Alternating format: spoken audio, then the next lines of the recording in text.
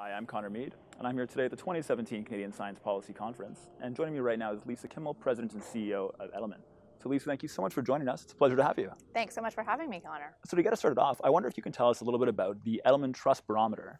Yes, so the Edelman Trust Barometer is the largest global study of its kind, examining trust across four key institutions: business, government, media, and NGOs. We've been doing it for the last 17 years, and so we actually have historical data that demonstrates that there is a growing collapse of trust across each of these institutions. We do it in 28 countries, including Canada, and we look at two segments of the population: the informed public, those people who are defined as having a higher level of education, income, and they're also higher consumers of media, and then the mass population, which is everyone excluding the informed public. Okay, so what are some of the most interesting trends that you're observing when you look at this data? So unfortunately, the news is not good. And I think that particularly over the last year, given the rise of populism that we've seen in many Western democracies, in the US, in the UK, in France, but also in Canada, we're not actually immune to the rise of populism because there is a growing level of distrust across institutions, which also looks at the system in its entirety. And of the 28 countries that we look at, 14 of those respondents in 14 of those countries actually feel like the system has failed. And Canada this year is actually on the tipping point. So there is a perception in Canada as well that the system is failing us. Disconcerting. Very much so. So I wonder, do you think that the main drivers of this decline in trust, do you think it is something that is organic to the broader public, something that's happening within them, or are there missed opportunities within these institutions in terms of outreach and building trust with the broader public? I think that there are a number of factors that are contributing to a collapse in trust across institutions, both globally and in Canada. Number one is the growing income inequality that exists between the informed public and the mass population. But the other interesting dynamic that's happening is that with the rise of social media and the democratization of information, it used to be that the informed public, the elites, wielded all of the influence and the authority. And then now with the advent of social media, the masses now have the opportunity to share information, and they actually possess both influence and authority. And so what we're seeing is an echo chamber phenomenon where people are consuming, receiving, and sharing information that substantiates their own point of view. And the data actually shows that in Canada, almost 50% of respondents will not change their position on a particular topic or issue, regardless of what information is shared with them. So as a result, we're experiencing this phenomenon of a decline in the lack of critical thinking and fact-based rational thinking. Mm-hmm. These observations certainly match some of my personal experiences at times. Do you think that there are strategies that organizations can use to reverse this trend and to basically fix this problem? Or might there just be something inherent to decentralized peer-to-peer information sharing in which the truth is not necessarily always the most competitive narrative or meme or idea out there? So that's a good question. What we have compiled at Edelman is a trust building attributes, and we've identified 16 that will actually help organizations build trust.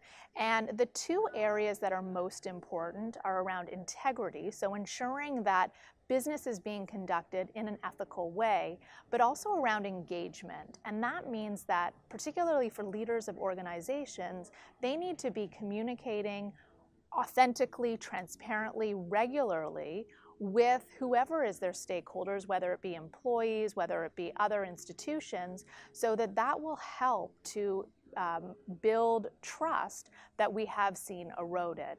The other important thing that we have seen is the importance of peer-to-peer communication, and that increasingly, in terms of credibility of spokespeople to speak on specific topics for an organization, it's not always beneficial that it be the CEO who is communicating. Because in fact, from a credibility standpoint, of all of the options that we provide in our survey, CEOs actually have the lowest level of credibility. Now, that doesn't mean that they should shirk their responsibilities in terms of communicating on issues, but a person like yourself, over the last couple of years, is increasingly being viewed as the most credible spokesperson and is almost as credible as an academic or a technical expert. So leaders of organizations need to be thinking about how it is that they can empower employees who are viewed as a person like yourself to be speaking on behalf of the organization on a wide range of topics. Okay. So I think this is a scary conversation. I think one could take a pessimistic view of this dynamic and say that maybe we can clean things up on the edges and help organizations be more authoritative and more persuasive when speaking the truth. But maybe there's just no competitive advantage that the truth has, and maybe without sort of a top-down approach, that we're just in this spiral of fake news and misinformation that we can't get out of.